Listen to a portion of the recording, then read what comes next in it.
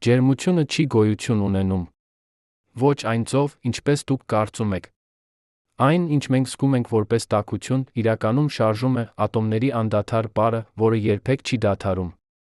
Երբ դուք մոտենում եք կրակին, զգում եք նրա ջերմությունը ձեր դեմքին, դուք իրականում զգում եք, թե ինչպես են կրակի ատոմները հարվածում օդի մոլեկուլներին, իսկ դրանք ձեր մաշկի ատոմներին, ստիպելով նրանց ավելի արագ թրթռալ։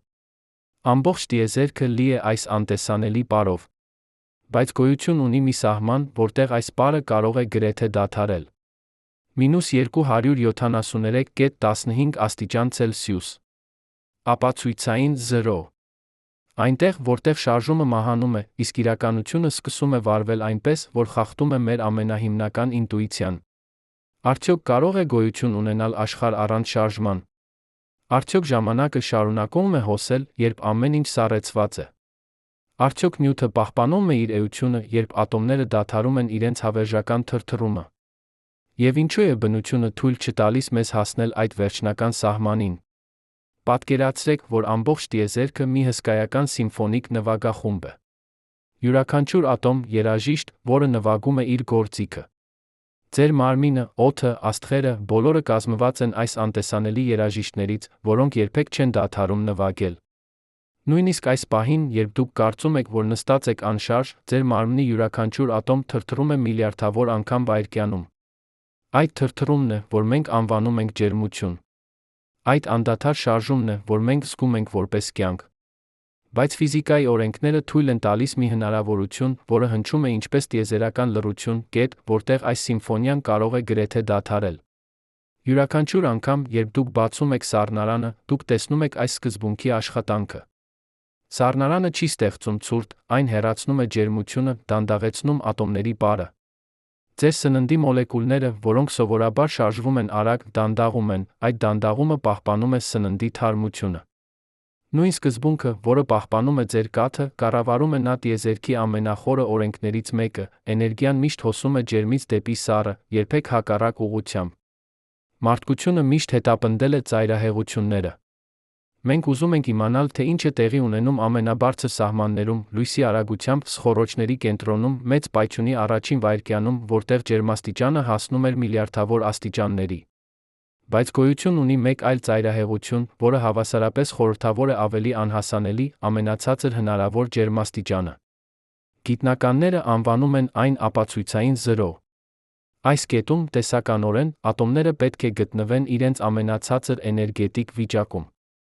Բայց բնությունը պահպանում է մի գաղտնիք, որը ավելի խորն է, քան ցանկացած մարդկային տրամաբանություն, նույնիսկ այնտեղ, որտեղ ջերմությունը մահանում է, շարժումը երբեք ամբողջովին չի անհետանում։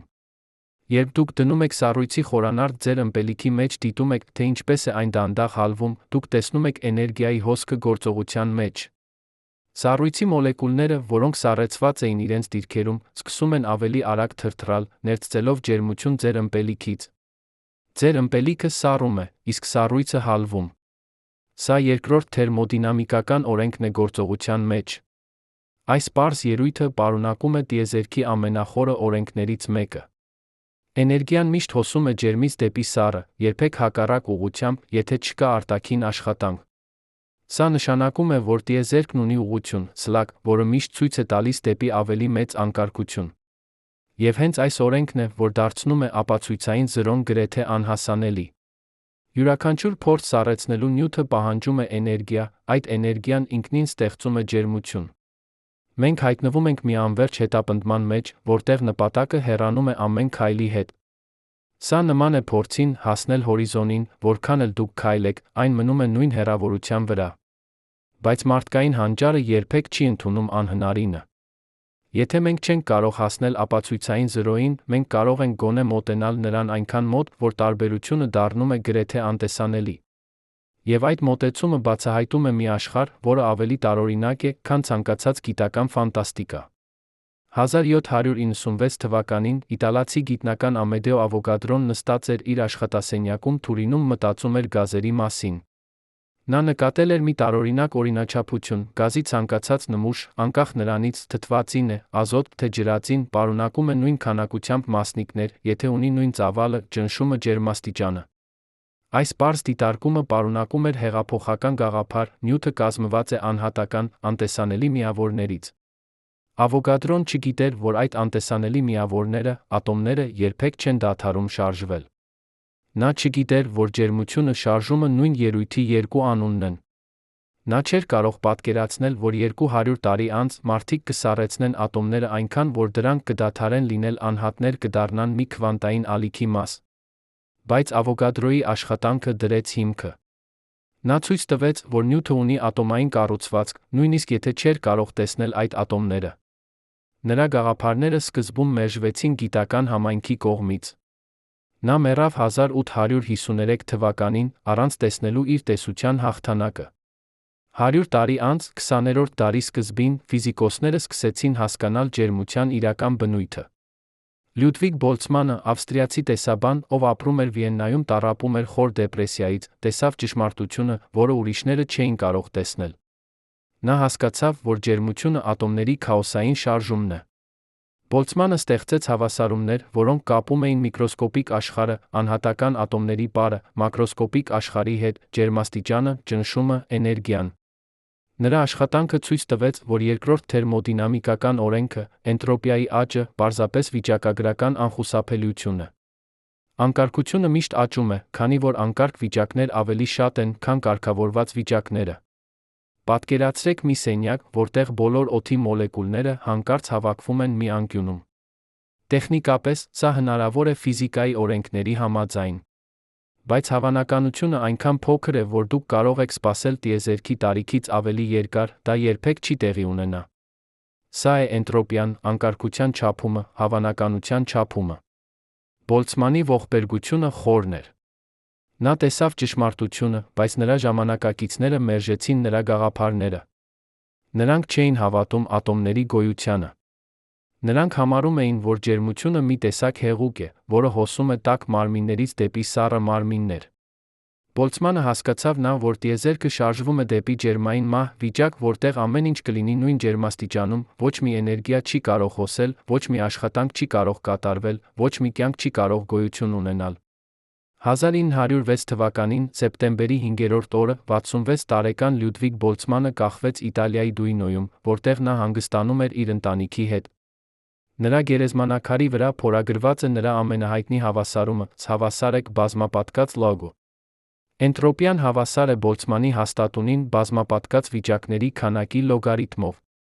Սա հավասարումն է, որը կապում է անկարգությունը հավանականության հետ, որը բացատրում է, թե ինչու է ժամանակն ունենում ուղղություն, թե ինչու չենք մենք տեսնում կոտրված բաժակները, որոնք ինքնաբերաբար վերականգնվում են։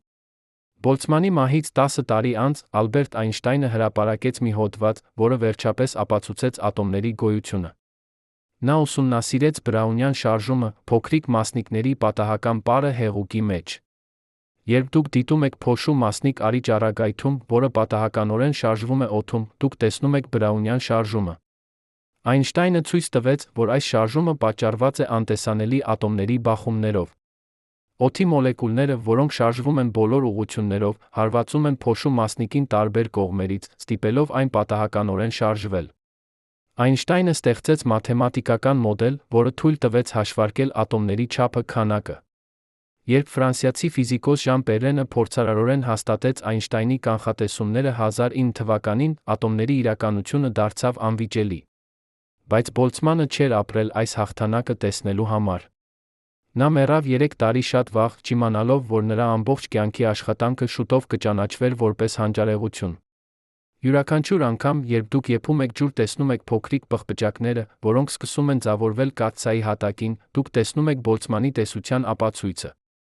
Ջրի մոլեկուլները, տաքացած կիրառվող ջերմությունից, սկսում են ավելի արագ շարժվել։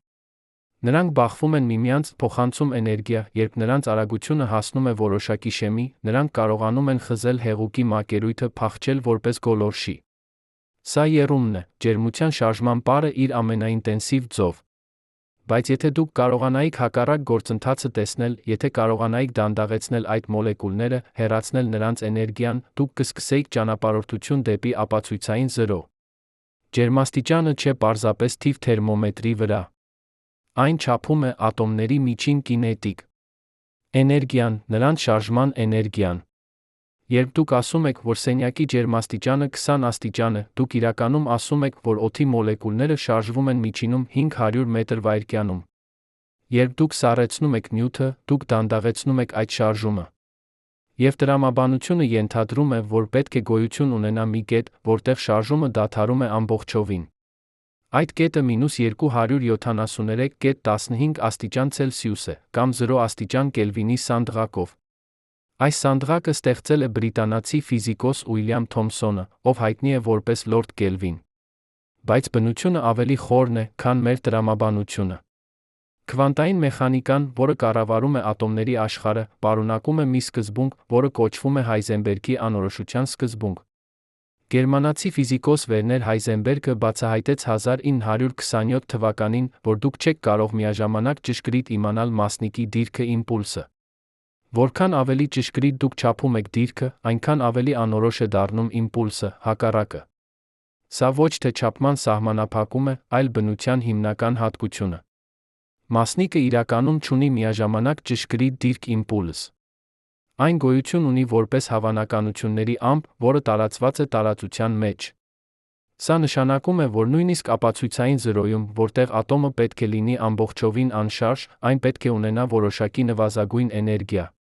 Գիտնականները անվանում են այն զրոյական կետի էներգիա։ Ատոմը երբեք չի կարող ամբողջովին դադարել թրթռալը, քանի որ դա նշանակելու է, որ մենք ճշգրիտ գիտենք նրա դիրքը, նրա իմպուլսը, ինչը խախտում է Հայզենբերգի սկզբունքը։ Պատկերացրեք մի ճոճանակ, որը ճոճվում է հետ ու առաջ։ Սովորական աշխարհում, եթե դուք դադարեցնեք հրելը, ճոճանակը վերջապես կկանգնի իր ամենացածր կետում, եթե չկա շփում, այն կկանգնի ամբողջովին։ Բայց քվանտային ճոճանակը երբեք ամբողջովին չի կանգնում։ Նույնիսկ իր հիմնային վիճակում, իր ամենացածր էներգետիկ վիճակում, այն պահպանում է մի փոքրիկ, անվերջ թրթռում։ Սա քվանտային զրոյական կետի էներգիան է, տիեզերքի հիմնական անհանգստությունը, որը չի կարող հանգչել։ Յուրաքանչյուր ատոմ, յուրաքանչյուր մասնիկ տիեզերքում ունի այս նվազագույն էներգիան, նույնիսկ ապացույցային զրոյում։ Սա նշանակում է, որ ամբողջական անշարժությունը ֆիզիկական անհնարինություն է։ Ջերմությունը չի գոյություն ունենում, այն շարժման բացակայություն է, բայց այդ բացակայությունը երբեք չի կարող լինել ամբողջական։ Սա է պատճառը, թե ինչու մենք երբեք չենք կարող հասնել ապացույցային զրոյին։ Երկրորդ թերմոդինամիկական օրենքը ասում է, որ մենք չենք կարող կատարյալ սառեցնել, քանի որ սառեցման գործընթացը ինքնին ստեղծում է ջերմություն։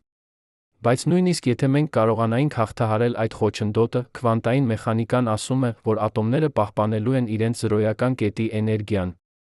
Ապացույցային զրոն դառնում է մի հորիզոն, որին մենք կարող ենք անվերջ մոտենալ, բայց երբեք չհասնել։ Սա նման է լույսի արագությանը, մեկ այլ ֆիզիկական սահման, որը մենք կարող ենք մոտենալ, բայց երբեք չանցնել։ Երկու դեպքում էլ բնությունը պահպանում է մի վերջնական սահման, որը սահմանում է իրականության կառուցվածքը։ Բայց մարդկային հետաքրքրասիրությունը չի դադարում սահմանների առաջ։ Եթե մենք չենք կարող հասնել ապացույցային զրոյին, մենք կարող ենք գոնե մոտենալ նրան այնքան մոտ, որ տարբերությունը դառնում է գրեթե անտեսանելի։ Եվ այդ մոտեցումը բացահայտում է մի աշխարհ, որը ավելի տարօրինակ է, քան ցանկացած գիտական ֆանտաստիկա։ Երբ ջերմաստիճանը իջնում է մի քանի միլիկելվին, հազարերորդ աստիճան ապացույցային զրոյից վեր, ատոմները սկսում են կորցնել իրենց անհատականությունը։ Նրանք դադարում են լինել առանձին մասնիկներ, դառնում մի քվանտային ալիքի մաս։ Սա Բոզե-Այնշտայնի կոնդենսատն է, նյութի 5-րդ վիճակը, որը գոյություն ունի պլազմայից, գազից, հեղուկից, պինդ նյութից դուրս։ 1923 թվականին հնդիկ ֆիզիկոս Սաթյենդրա Նաթ Բոզեն նստած էր Դաքկայի համալսարանում, մտածում էր լույսի մասին։ Նա փորձում էր բացատրել Պլանկի օրենքը, մարմնի ճառագայթման բանածը, օգտագործելով նոր մեթոդ։ Նա վերաբերվեց լույսի քվանտներին, ֆոտոններին, որպես անտարբերելի մասնիկների, որոնք չեն կարող տարբերվել միմյանցից։ Բոզեն ուղարկեց իր աշխատանքը Ալբերտ Այնշտայնին, ով այն ժամանակ ապրում էր Բեռլինում։ Այնշտայնը անմիջապես ճանաչեց այս աշխատանքի կարևորությունը։ Նա ինքը թարգմանեց հոդվածը, գերմաներենի հրապարակեց այն։ Ավելին, Այնշտայնը ընդլայնեց Բոզեի գաղափարները նյութական մասնիկների համար։ Նա կանխատեսեց, որ որոշակի ջերմաստիճանում ատոմների մի խումբը կարող է կոնդենսվել իր ամենացածր էներգետիկ վիճակում, ստեղծելով մի մակրոսկոպիկ քվանտային ելույթ։ Պատկերացրեք հազարավոր մարդկանց, որոնք ապրում են մի սրահում, յուրաքանչյուրը իր սեփական ռիթմով։ Հանկարծ ջերմաստիճանը իջնում է, բոլորը սկսում են ապրել ամբողջովին սինխրոն, ինչպես մի գերօրգանիզմ։ Բայց տեխնոլոգիան այն ժամանակ չկար այս կանխատեսումը փորձարկելու համար։ 72 տարի անց 1995 թվականին երկու ամերիկացի ֆիզիկոս Էրիկ Կորնելը Կարլ Վիմանը վերջապես ստեղծեցին առաջին Բոզե-Այնշտայնի կոնդենսատը։ Նրանք օգտագործեցին լազերներ մագնիսական դաշտեր, ծառեցնելու ռուբիդիումի ատոմների փոքրիկ ամպ մինչ մի քանի միլիարդերորդ աստիճան ապացույցային զրոյից վեր։ Այդ ջերմաստիճանում 2000 ատոմ հանկարծ միաձուլվեցին մի քվանտային վիճակի մեջ։ Նրանք դադարեցին լինել անհատներ, դարձան մի գերատոմ։ Երբ դուք տեսնում եք թռչունների հոդ, որը շարժվում է որպես մեկ օրգանիզմ, հազարավոր թռչուններ միաժամանակ փոխում են ուղղությունը, դուք տեսնում եք մի մակրոսկոպիկ օրինակ կոլեկտիվ վարքագծի։ Բոզե-Այնշտայնի կոնդենսատը նման է դրան, բայց քվանտային մակարդակում։ Ատոմները կորցնում են իրենց անհատականությունը, դառնում մի քվանտային ալիքի մաս, որը տարածված է ամբողջ տարածության մեջ։ Բայց ինչպես է հնարավոր, որ ատոմները, որոնք միշտ պահպանում են իրենց անհատականությունը, հանկարծ դառնան մի քվանտային ալիքի մաս։ Պատկերացրեք, որ դուք մտնում եք մի սրահ, որտեղ հազարավոր մարդիկ խոսում են տարբեր լեզուներով։ Յուրաքանչյուրը ունի իր սեփական ձայնը, իր սեփական պատմությունը, իր սեփական անհատականությունը։ Բայց հանկարծ ինչ-որ անհասկանալի ուժ սկսում է դանդաղ իջեցնել սրահի ջերմաստիճանը։ Մարդկանց ձայները դանդաղ սկսում են համաձայնվել միմյանց հետ։ Նրանց շնչառությունը սինխրոնիզացվում է։ Նրանց սրտերը սկսում են բաբախել նույն ռիթմով։ Եվ մի պահ գալիս է, երբ նրանք դադարում են լինել հազարավոր անհատներ, դառնում մեկ գերգիտակցություն։ Սա է, ինչ տեղի է ունենում Բոզե-Այնշտայնի կոնդենսատում։ Նույն սկզբունքը գործում է, երբ դուք լսում եք նույն երգը ականջակալներով, ձեր ուղեղի նեյրոնները սինխրոնիզացվում են երաժշտության հետ, ստեղծելով կոլեկտիվ ռիթմ։ Ապացույցային զրոյի մոտ ատոմները հետում են Բոզե-Այնշտայնի վիճակագրությանը։ Սա նշանակում է, որ նրանք չեն հետում Պաուլիի բացառման սկզբունքին, որը ասում է, որ երկու ֆերմիոն չեն կարող գտնվել նույն քվանտային վիճակում։ Բոզոնները, ինչպիսիք են ֆոտոնները, գլյուոնները, որոշ ատոմներ, կարող են բոլորը նստել նույն էներգետիկ մակարդակում։ Երբ ջերմաստիճանը բավականաչափ ցածր է, նրանք բոլորը ընտրում են ամենացածր հնարավոր էներգետիկ վիճակը։ Սա նման է մի թատրոնի, որտեղ բոլոր նստատեղերը դատարկ են, բացի առաջին շարքի մի նստատեղից։ Սովորական իրավիճակում մարդիկ կտարածվեին ամբողջ թատրոնում։ Բայց պատկերացրեք, որ այդ մի նստատեղը այնքան հարմարավետ է, որ բոլորը ուզում են նստել հենց այնտեղ։ Եվ ինչ-որ կերպ, նրանք բոլորը կարողանում են տեղավորվել այդ մեկ նստատեղում։ Սա է Բոզե-Այնշտայնի կոնդենսացիան։ Երբ դուք բացում եք լազերային ցուցիչը, տեսնում եք կարմիր լույսի նուրբ ճառագայթը, դուք տեսնում եք Բոզե-Այնշտայնի վիճակագրության գործողությունը։ Լազերի մեջ միլիոնավոր ֆոտոններ գտնվում են նույն քվանտային վիճակում, ստեղծելով կոհերենտ լույս։ Նրանք բոլորը ունեն նույն հաճախականությունը, նույն փուլը, նույն բեռացումը։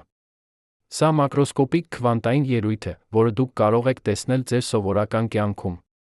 Բայց Բոզե-Այնշտայնի կոնդենսատը ավելի խորն է, քան լազերը։ Այն ստեղծում է նյութի մի վիճակ, որտեղ քվանտային մեխանիկայի օրենքները դառնում են տեսանելի մակրոսկոպիկ մակարդակում։ Պատկերացրեք, որ դուք կարող եք տեսնել ալիքային ֆունկցիան, այն մաթեմատիկական օբյեկտը, որը նկարագրում է մասնիկի քվանտային վիճակը։ Կոնդենսատում այս ալիքային ֆունկցիան տարածվում է ամբողջ նմուշի վրա։ Ատոմները կորցնում են իրենց անհատական ինքնությունը, դառնում մի քվանտային ալիքի մաս։ Նրանք չեն գտնվում որոշակի տեղում, նրանք տարածված են ամբողջ տարածության մեջ որպես հավանականության ամպ։ Բայց այս ամպը վարվում է որպես մեկ մասնիկ։ Եթե դուք փորձեք չափել մի ատոմի դիրքը, դուք կազդեք ամբողջ կոնդենսատի վրա։ Սա նման է մի օրկեստրի, որտեղ բոլոր երաժիշտները նվագում են նույն նոտան նույն ժամանակ։ Եթե դուք փոխեք մեկ երաժշտի նոտան, ամբողջ օրկեստրը անմիջապես հետում է։ Կոնդենսատում ատոմները կապված են այնպիսի ձով, որ նրանք գործում են որպես մեկ քվանտային օբյեկտ։ Նույն սկզբունքը գործում է, երբ դուք երգում եք դուշի տակ, ձեր ձայնը ռեզոնանս է ստեղծում սալիկների հետ, ամբողջ բանյոն դառնում է մեկ ակուստիկ համակարգ։ Բայց կոնդենսատի ամենատարօրինակ հատկությունը գերոսկությունն է։ Երբ ատոմները գտնվում են այս քվանտային վիճակում, նրանք կարող են հոսել առանց ցանկացած դիմադրության։ Պատկերացրեք ջուր, որը հոսում է խողովակով առանց շփման, առանց էներգիայի կորստի, առանց դանդաղման։ Այն կարող է հոսել հավերժ, նույնիսկ եթե դուք փակեք պոմպը։ Սա խախտում է մեր ամենահիմնական ինտուիցիան շփման դիմադրության մասին։ Մեր ամենօրյա կյանքում ամեն ինչ վերջապես դադարում է շարժվել։ Ճոճանակը դադարում է ճոճվել, գնդակը դադարում է գլորվել, մեքենան դադարում է, եթե չկա վառելիք։ Բայց գերհոսուկ հեղուկը կարող է շարժվել հավերժ, քանի որ այն չունի ներքին շփում։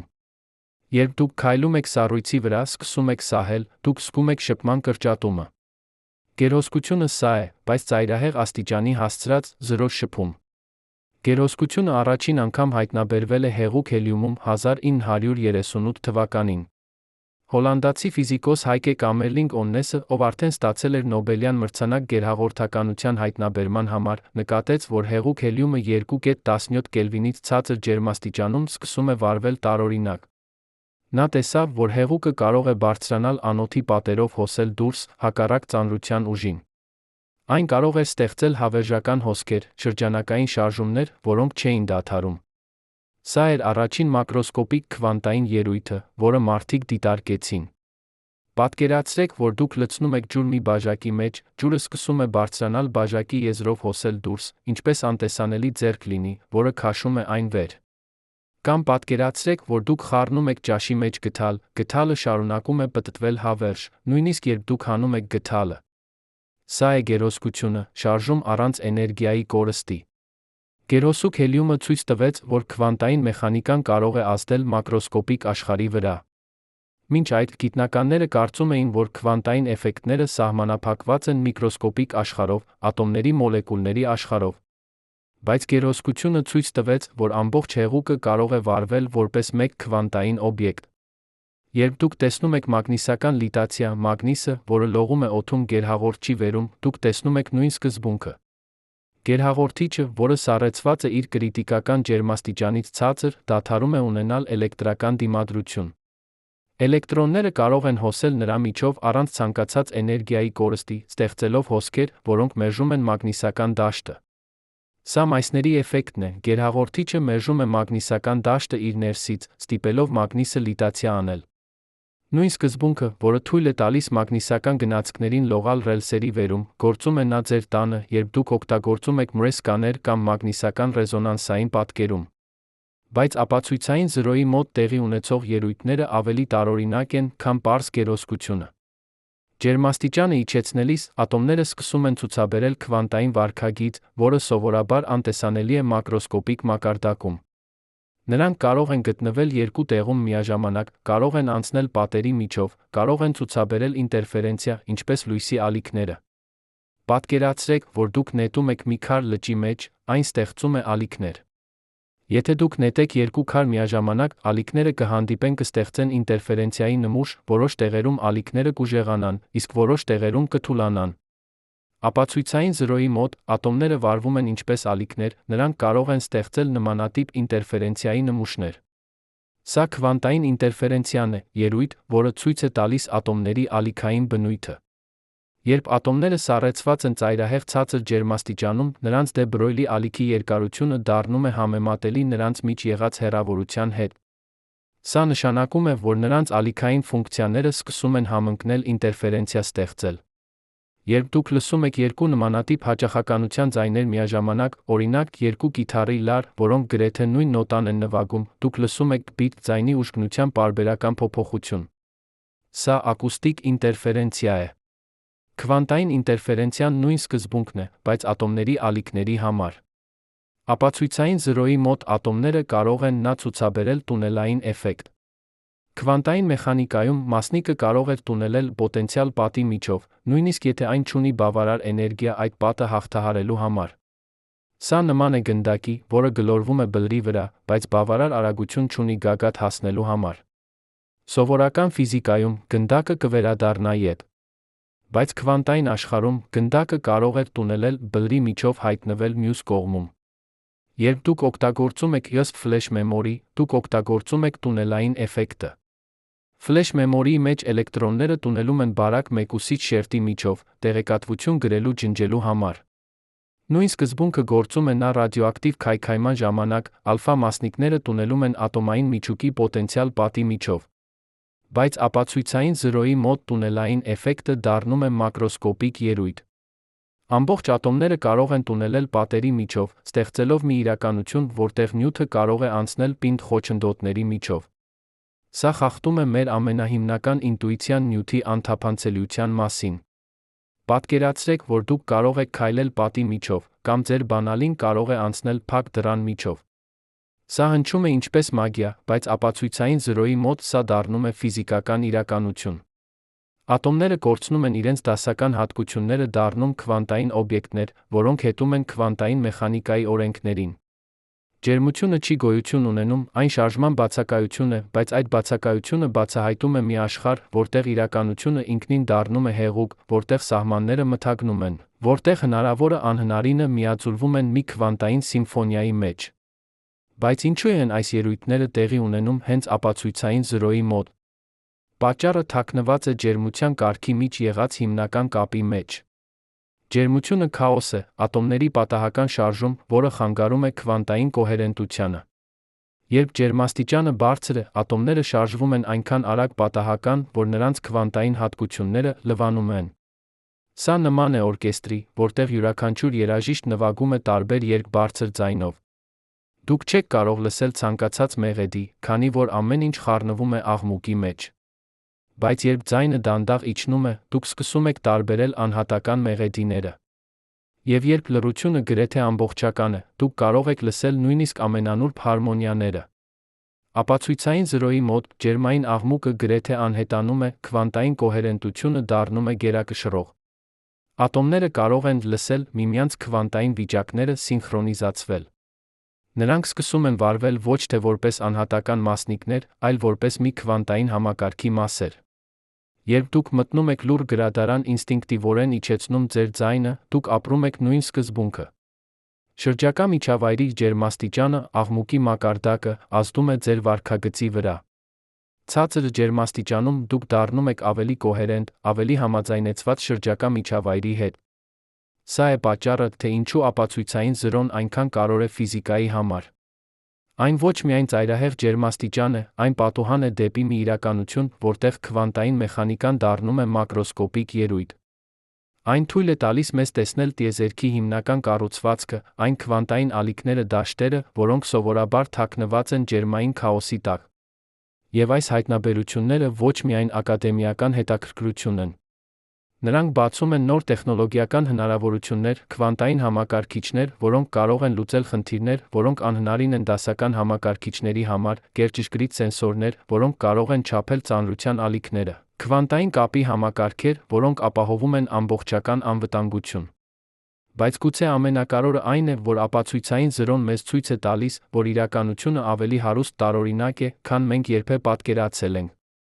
Այն մեզ հիշեցնում է, որ մեր ամենօրյա փորձառությունը, պինդ օբյեկտները, որոնք ունեն որոշակի դիրքարագություն, շփումը, որը դանդաղեցնում է շարժումը, անհատականությունը, որը տարբերում է մեկ օբյեկտը մյուսից, բոլորս դրանք միայն մակերույթային ելույթներ են, որոնք ծագում են ջերմային քաոսից։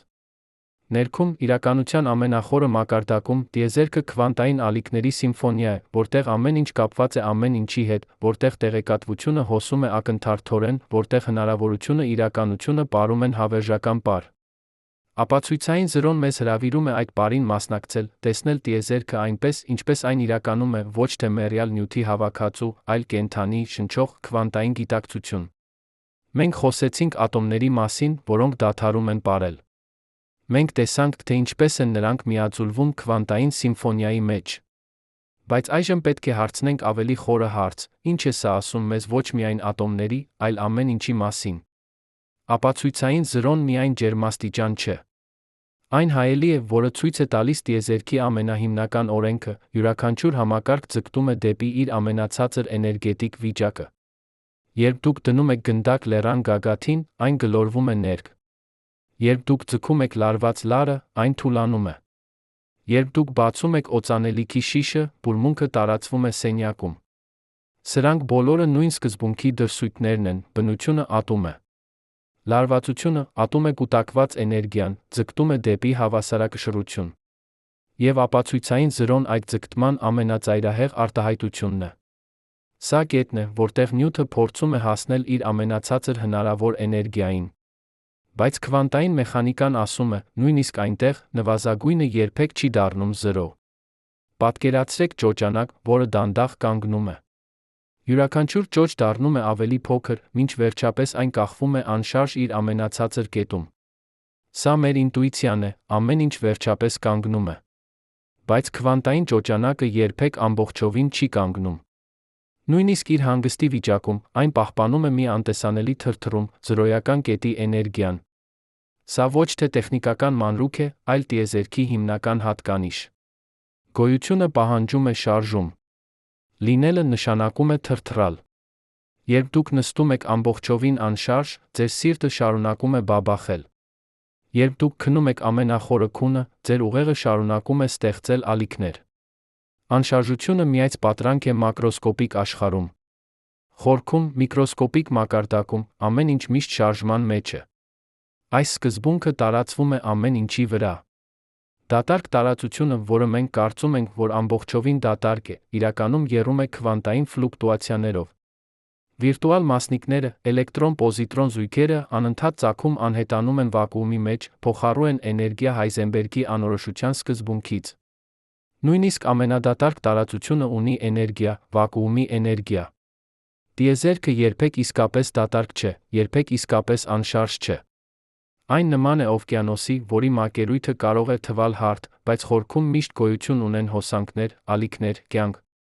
Երբ դուք նայում եք դեպի գիշերային երկինքը, տեսնում եք աստղերի միջ դատարկ տարածությունը, հիշեք, այդ դատարկությունը լի է անտեսանելի էներգիայով, քվանտային պարով, որը երբեք չի դադարում։ Բայց ինչու՞։ Բնությունը պահպանում այս նվազագույն շարժումը։ Ինչու՞։ Չի թույլատրում ամբողջական անշարժություն։ Պատասխանը գտնվում է տեղեկատվության էներգիայի միջ կապի մեջ։ Եթե ատոմը կարող էր լինել ամբողջովին անշարժ, մենք կիմանայինք նրա ճշգրիտ դիրքը, նրա ճշգրիտ իմպուլսը 0։ Բայց Հայզենբերգի սկզբունքը արգելում է սա։ Տեղեկատվությունը ունի գին քվանտային աշխարհում։ Որքան ավելի շատ դուք գիտեք մի բանի մասին, այնքան ավելի քիչ կարող եք իմանալ մեկ այլ բանի մասին։ Սա ոչ թե չափման սահմանափակում է, այլ իրականության հիմնական կառուցվածք։ Տիեզերքը պաշտպանում է որոշակի անորոշություն, որոշակի անհայտություն։ Եվ այդ անորոշությունը դրսևորվում է որպես զրոյական կետի էներգիա, անվերջ թրթռում, որը երբեք չի կարող դադարել։ Սա խորը փիլիսոփայական ճշմարտություն է։ Կատարյալ գիտելիքը անհնար է։ Ամբողջական վերահսկողությունը անհասանելի է։ Տիեզերքը պահպանում է գաղտնիքներ իր ամենախորը մակարդակում։ Երբ դուք փորձում եք ճշգրտորեն չափել մի բան, դուք անխուսափելիորեն խանգարում եք այն։ Դիտորդը դիտվողը անբաժանելի են քվանտային աշխարհում։ Սա նշանակում է, որ իրականությունը ոչ թե ֆիքսված օբյեկտիվ բան է, որը գոյություն ունի անկախ մեզանից, այլ մասնակցային գործընթաց, որտեղ դիտումը ինքնին ստեղծում է իրականությունը։ Երբ դուք նայում եք լուսնին, ֆոտոնները, որոնք հասնում են ձեր աչքերին, փոխազդում են ձեր ցանցաթաղանթի հետ, ստեղծում են տեսողական փորձառություն։ Առանց այդ փոխազդեցության, լուսինը կլիներ միայն հավանականությունների ալիք։ Այս գաղափարները հնչում են աբստրակտ, բայց նրանք ունեն խորը գործնական հետանքներ։ Քվանտային կոդավորումը, տեղեկատվության անխախտելի փոխանցումը, հիմնված է Հայզենբերգի սկզբունքի վրա։ Ցանկացած փորձ գաղտնալսել քվանտային հաղորդագրությունը անխուսափելիորեն խանգարում է այն, բացահայտելով գաղտնալսողի ներկայությունը։ Քվանտային տելեպորտացիան, մասնիկի վիճակի ակնթարթային փոխանցումը հեռավորություններով հնարավոր է, քանի որ տեղեկատվությունը կարող է գոյություն ունենալ որպես չափման չեղած հարաբերություն։ Այս տեխնոլոգիաները, որոնք մի ժամանակ թվում էին գիտական ֆանտաստիկա, այժմ իրականություն են լաբորատորիաներում։ Եվ նրանք բոլորը հիմնված են այն դասերի վրա, որոնք մենք սովորեցինք ապացույցային զրոյի մոտ, որտեղ քվանտային աշխարհը դառնում է տեսանելի։ Երբ դուք ուղարկում եք գաղտնագրված հաղորդագրություն ձեր բանկին, դուք վստահում եք մաթեմատիկական սկզբունքներին, որոնք արմատավորված են քվանտային մեխանիկայում։ Բայց կա ավելի խորը կապ։ Ապացույցային զրոյի մոտ ուսումնասիրությունները ցույց են տալիս, որ տիեզերքը ունի հիերարխիա, շերտեր իրականության, որոնք կառուցված են միմյանց վրա։ Ամենացածր շերտում գտնվում են քվանտային դաշտերը, անտեսանելի, աննյութական, բայց ամենահիմնականը։ Այդ դաշտերի ֆլուկտուացիաները ստեղծում են վիրտուալ մասնիկներ։ Վիրտուալ մասնիկները փոխազդում են ստեղծում իրական մասնիկներ, էլեկտրոններ, քվարկներ, ֆոտոններ։ Իրական մասնիկները միավորվում են ստեղծում ատոմներ։ Ատոմները միավորվում են ստեղծում մոլեկուլներ։ Մոլեկուլները կազմում են բջիջներ։ Բջիջները կազմում են օրգանիզմներ։ Օրգանիզմները ստեղծում են գիտակցություն։ Յուրաքանչյուր մակարդակ ծագում է ստորին մակարդակից, բայց ունի իր սեփական օրենքները, իր սեփական հատկությունները, որոնք չեն կարող պարզապես կրճատվել ստորին մակարդակի օրենքներին։ Սա կոչվում է էմերջենտություն։ Պատկերացրեք մի շենք։ Այն կառուցված է աղյուսներից։ Բայց շենքի ճարտարապետությունը, նրա գեղեցկությունը, նրա ֆունկցիան չի կարող բացատրվել միայն անհատական աղյուսների հատկություններով։ Ամբողջը ավելին է, քան մասերի գումարը։ Նույնը ճիշտ է իրականության յուրաքանչյուր մակարդակի համար։ Ջուրը խոնավ է, բայց անհատական ջրի մոլեկուլը չունի խոնավություն։ Գիտակցությունը մտածում է, բայց անհատական նեյրոնը չունի մտքեր։ Կյանքը ինքնակազմակերպվում է, բայց անհատական ատոմը չունի կյանք։ Յուրաքանչյուր մակարդակ ստեղծում է նոր ելույթներ, որոնք գոյություն չունեն ստորին մակարդակներում։ Երբ դուք լսում եք սիմֆոնիա, դուք չեք լսում անհատական նոտաները։ Դուք լսում եք նրանց հարաբերությունները, նրանց համակարգը, նրանց միասնությունը։ Եվ այստեղ ապացույցային զրոն մեզ սովորեցնում է ամենակարևոր դասը։ Երբ մենք հեռացնում ենք ջերմությունը, երբ մենք պարզեցնում ենք համակարգը մինչ նրա ամենահիմնական վիճակը, մենք չենք գտնում պարզություն։ Մենք գտնում ենք բարդություն, քվանտային բարդություն, որը թաքնված էր ջերմային աղմուկի տակ։ Ամենապարզ վիճակը պարունակում է ամենախորը հարցերը։ Ամենասառը գետը բացահայտում է ամենատաք գաղտնիքները։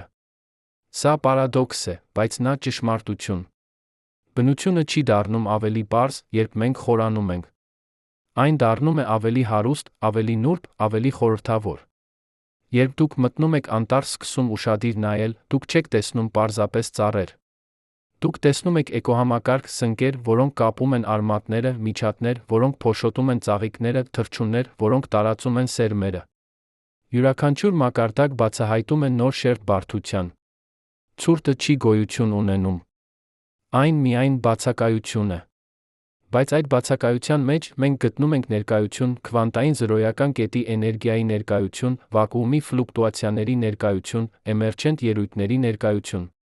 Մենք սովորում ենք, որ իրականությունը ոչ թե ստատիկ բան է, որը մենք կարող ենք սառեցնել ուսումնասիրել, այլ դինամիկ գործընթաց, որը անընդհատ ծագում է իր սեփական խորքերից։ Յուրաքանչյուր ատոմ, յուրաքանչյուր մասնիկ, յուրաքանչյուր դաշտ մասնակցում է այս կոսմիկ պարին։ Եվ մենք, դիտորդները, մտածողները, հարցնողները, նույնպես մասնակիցներ ենք, ոչ թե արտաքին դիտողներ։ Մեր դիտումները ազդում են իրականության վրա։ Մեր հարցերը ձևավորում են պատասխանները։ Մեր գիտակցությունը մաս է տիեզերքի ինքնաճանաչման գործընթացի։ Արդյոք սա նշանակում է, որ ամեն ինչ սուբյեկտիվ է, որ իրականությունը միայն մեր մտքերի արտադրանքն է։ Ոչ։ Քվանտային մեխանիկան ասում է ավելի նուրբ բան։ Իրականությունը ոչ ամբողջովին օբյեկտիվ է, ոչ ամբողջովին սուբյեկտիվ։ Այն փոխազդեցային է։ Գոյություն ունի արտաքին աշխարհ, քվանտային դաշտերը, մասնիկները, օրենքները։ Բայց այդ աշխարհը դառնում է կոնկրետ, որոշակի միայն փոխազդեցության միջոցով։ Մինչ չափումը, էլեկտրոնը գոյություն ունի որպես հավանականությունների ամփ։ Չափումը ստիպում է այն ընտրել կոնկրետ դիրք։ Բայց ընտրությունը ոչ թե կամայական է, ոչ թե մեր կամքի արդյունք։ Այն կառավարվում է քվանտային օրենքներով, հավանականություններով, որոնք ներկառուցված են իրականության կառուցվածքում։ Երբ դուք նետում եք զառեր, արդյունքը պատահական է, բայց հավանականությունները որոշված են զառերի երկրաչափությամբ։ Նույնը ճիշտ է քվանտային աշխարհում։ Եվ այստեղ մենք վերադառնում ենք ապացույցային զրոյին, ոչ որպես ջերմաստիճան, այլ որպես մետաֆորա։ Ապացույցային զրոն ներկայացնում է սահմանը, որտեղ մեր կլասիկական ինտուիցիան խախտվում է, որտեղ մենք պետք է թողնենք մեր առօրյա փորձառությունը, ընդունենք ավելի խորը իրականություն։ Այն սահմանն է, որտեղ նյութը դադարում է վարվել որպես բան, սկսում է վարվել որպես գործընթաց։ Այն կետն է, որտեղ մենք պետք է հարցնենք ոչ թե ինչ է, այլ ինչպես է դառնում։ Ֆիզիկան սովորեցրեց մեզ, որ տիեզերքը կառուցված է ոչ թե բաներից, այլ հարաբերություններից։ Ատոմը ոչ թե փոքրիկ գնդակ է, այլ հավանականությունների դաշտ։ Լույսը ոչ թե ալիք է կամ մասնիկ, այլ երկուսն էլ կախված նրանից, թե ինչպես ենք մենք փոխազդում նրա հետ։ Ժամանակը ոչ թե ապացույցային հոսք է, այլ հարաբերական չափում, որը կախված է շարժումից, ձգողականությունից։ Երբ դուք նայում եք ձեր ձեռքին, դուք Տեսնում եք պինդ մարմին։ Բայց ֆիզիկան ասում է, որ այն գրեթե ամբողջովին դատարկ տարածություն է, ատոմների միջուկները բաժանված են հսկայական հեռավորություններով, նույնիսկ այդ միջուկները կազմված են քվարկներից, որոնք ինքնին կարող են լինել ոչ թե մասնիկներ, այլ լարերի թրթռումներ 10-միտ չափումներով տարածության մեջ։ Արդյոք մենք երբեք կհասկանանք իրականության վերջնական բնույթը։ Արդյոք կգա օր, երբ մենք կունենանք ամեն ինչի տեսություն, որը կբացատրի ամեն ելույթ, կպատասխանի ամեն հարցի։ Գուցե։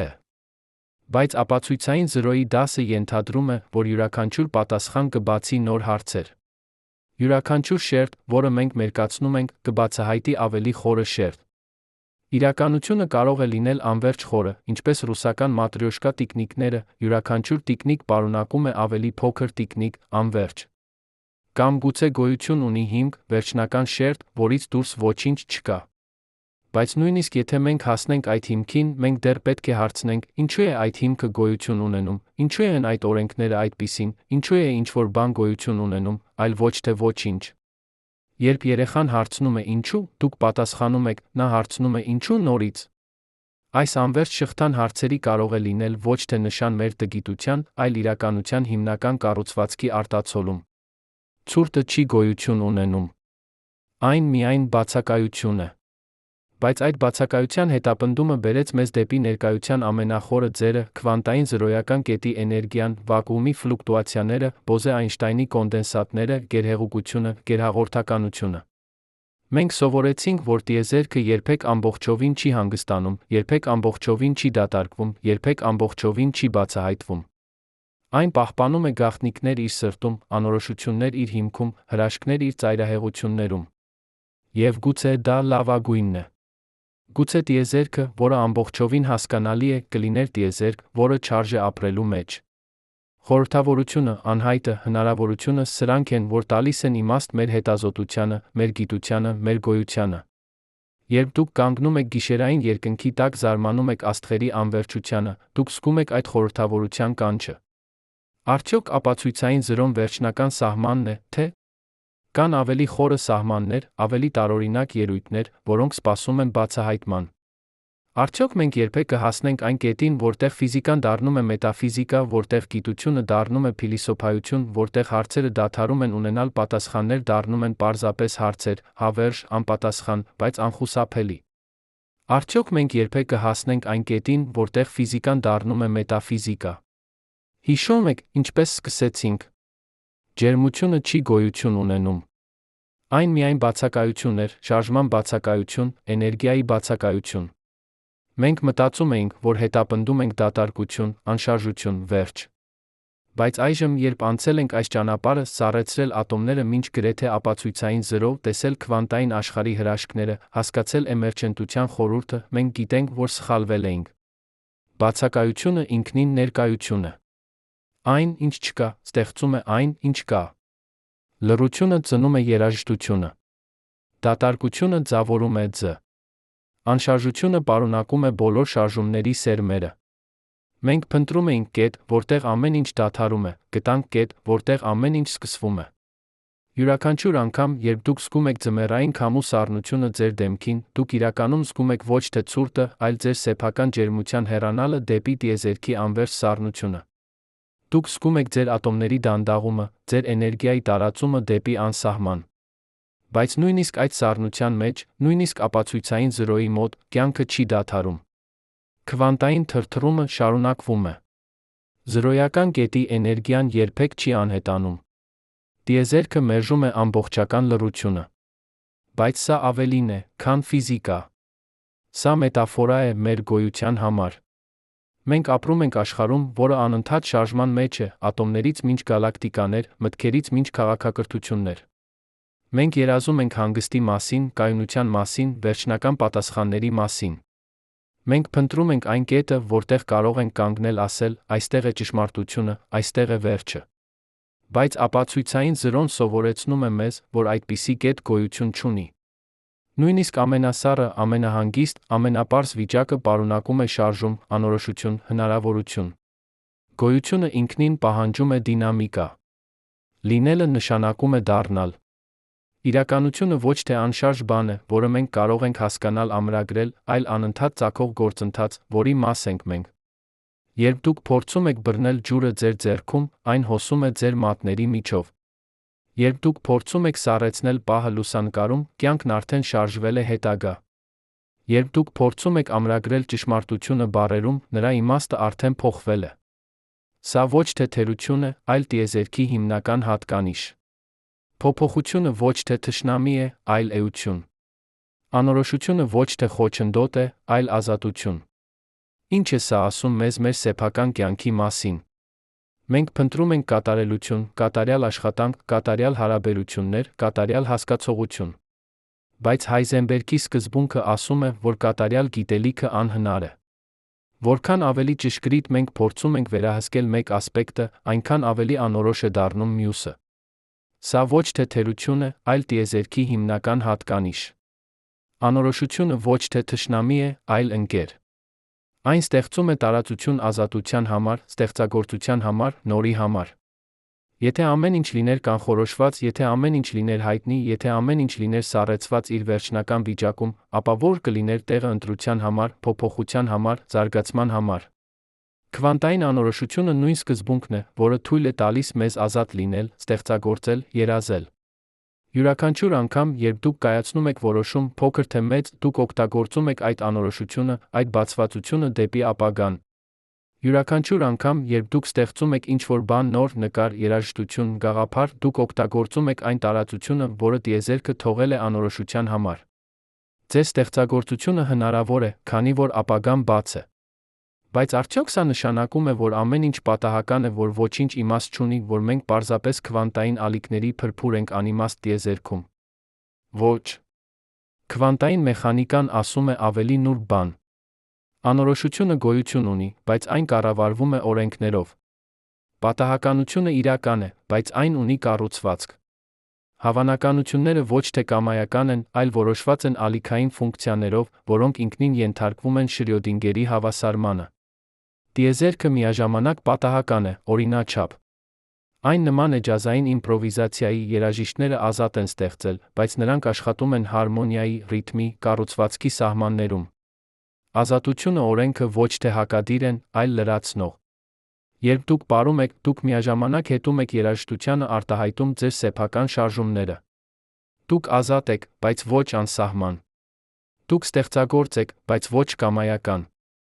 Երբ դուք խոսում եք լեզվով, դուք օգտագործում եք բառեր, որոնք արդեն գոյություն ունեն, քերականություն, որը արդեն սահմանված է, բայց դուք ստեղծում եք նախադասություններ, որոնք երբեք չեն ասվել։ Սա է ստեղծագործության պարադոքսը, ազատություն սահմանների մեջ, նորություն կանոնների միջոցով։ Եվ այստեղ մենք հասնում ենք ամենախորը հարցին։ Ինչու է ինչ-որ բան գոյություն ունենում, այլ ոչ թե ոչինչ։ Ինչու են այս օրենքները, այլ ոչ թե այլ օրենքներ։ Ինչու է տիեզերքը կարգավորված այնպես, որ թույլ է տալիս կյանքի, գիտակցության հարցերի գոյությունը։ Ապացույցային զրոն մեզ բերում է այս հարցերի շեմին։ Այն ցույց է տալիս, որ նույնիսկ ոչինչը, ամենադատարկ տարածությունը, ամենասառը ջերմաստիճանը, ոչ թե իսկապես դատարկ է։ Վակուումը եռում է քվանտային ֆլուկտուացիաներով։ Զրոյական կետի էներգիան երբեք չի անհետանում։ Ոչինչը պարունակում է ինչ-որ բանի սերմերը։ Գուցե մեծ պայթյունը ինքնին ծագել է քվանտային ֆլուկտուացիայից, պահ, երբ վակուումը սպոնտան ստեղծեց տիեզերք։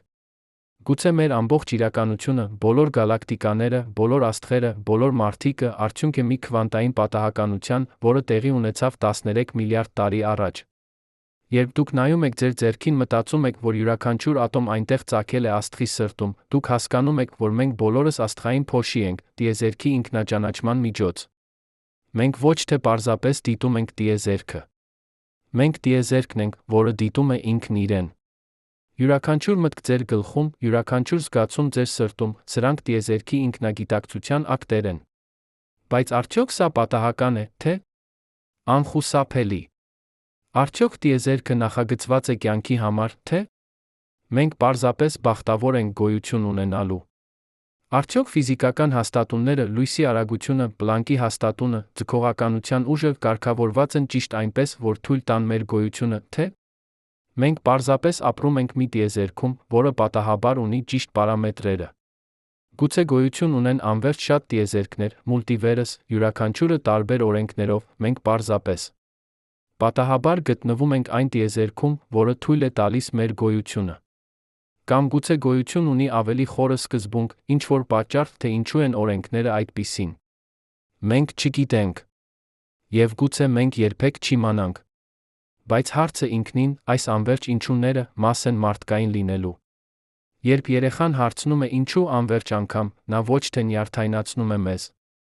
Նա արտահայտում է մարդկության ամենախորը ներշնչումը, հասկանալու ցանկությունը, իմաստի փնտրտուքը, զարմանքը անհայտի առաջ։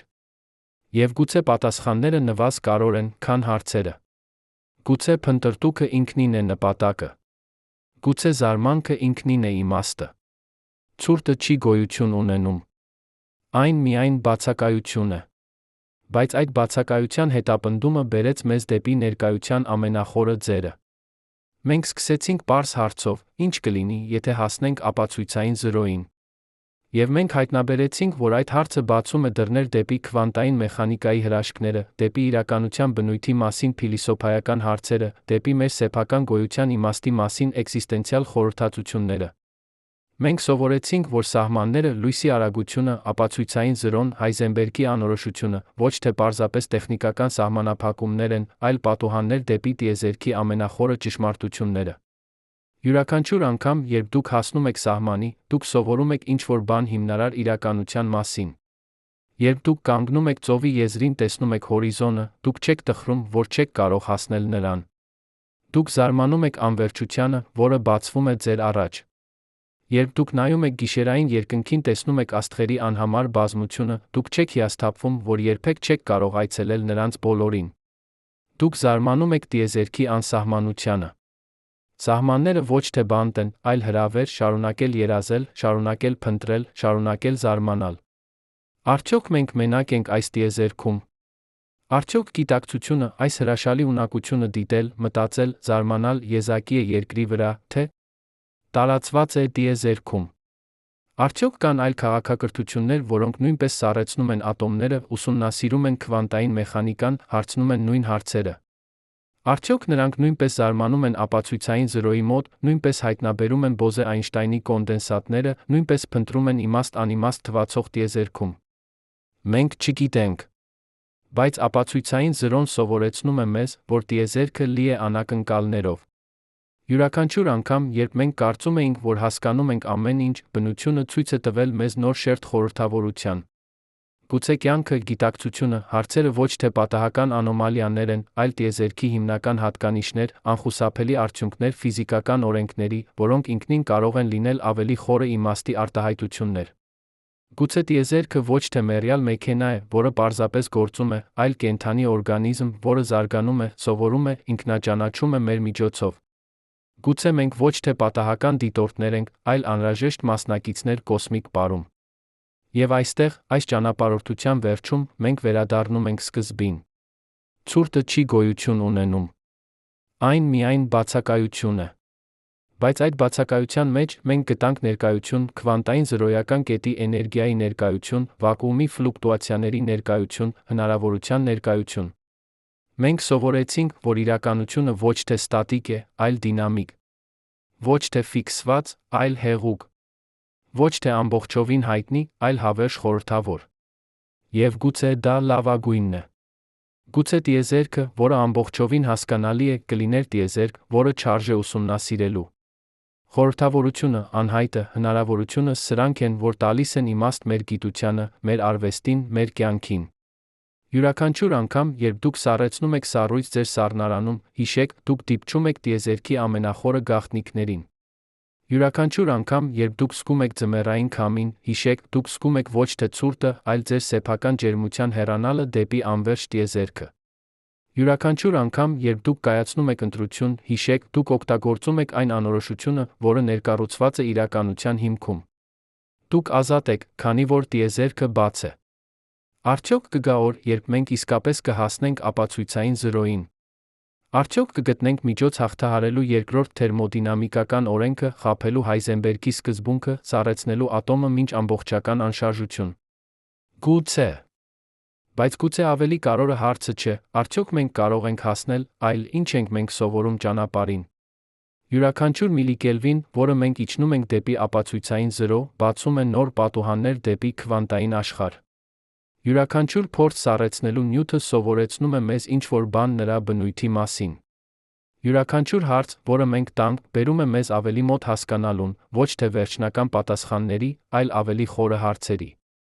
Եվ գուցե դա է գիտության, փիլիսոփայության, կյանքի էությունը, ոչ թե հասնել վերջնական նպատակակետին, այլ շարունակել ճանապարհորդությունը, շարունակել հարցնել, շարունակել զարմանալ։ Տիեզերքը պահպանում է իր գաղտնիքները։ Ապացույցային զրոն մնում է անհասանելի հորիզոն։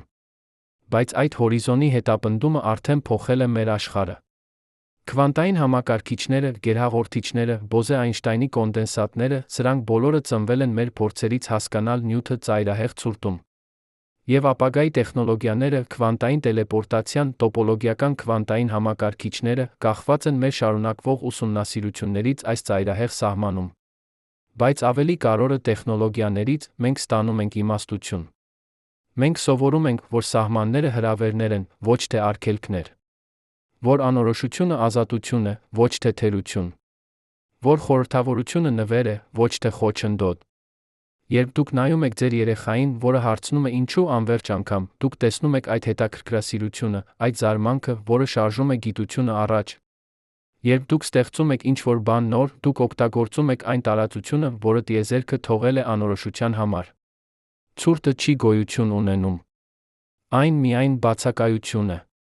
Բայց այդ բացակայության հետապնդումը բացահայտեց մեզ, որ նույնիսկ բացակայությունը ինչ-որ բան է։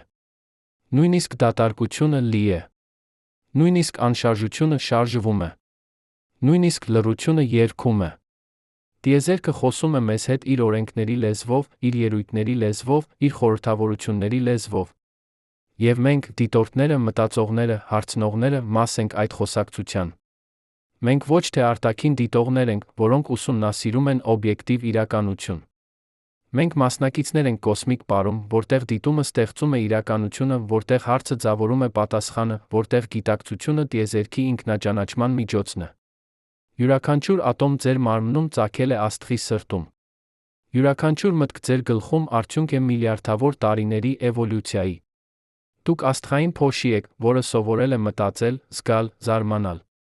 Եվ այդ զարմանքի մեջ, այդ անվերջ հարցերի մեջ, այդ հետապնդման մեջ անհասանելի հորիզոնների, մենք գտնում ենք մեր մարդկայնությունը։ Մենք ոչ թե պարզապես կենդանիներ ենք, որոնք ուտում են, քնում են, բազմանում են։ Մենք հարցնողներ ենք, երազողներ ենք, հետազոտողներ ենք։ Մենք ձգտում ենք հասկանալ, ոչ թե պարզապես գոյություն ունենալ։ Մենք փնտրում ենք իմաստ, ոչ թե պարզապես գոյատել։